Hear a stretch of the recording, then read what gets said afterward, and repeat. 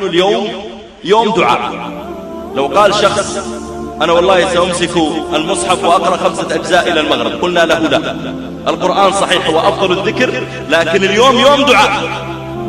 لو قال أنا سأكبر وأصلي، قلنا له لا، اليوم يوم دعاء.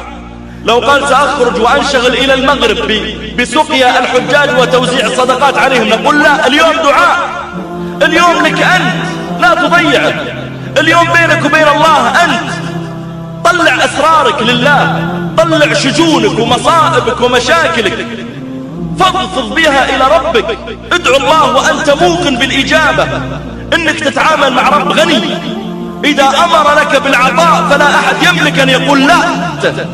إذا أمر لك بالإحسان إليك والشفاء والرحمة فوالله لا قابض لما أعطى ولا معطي لما منع. نحن نتعامل مع رب عظيم.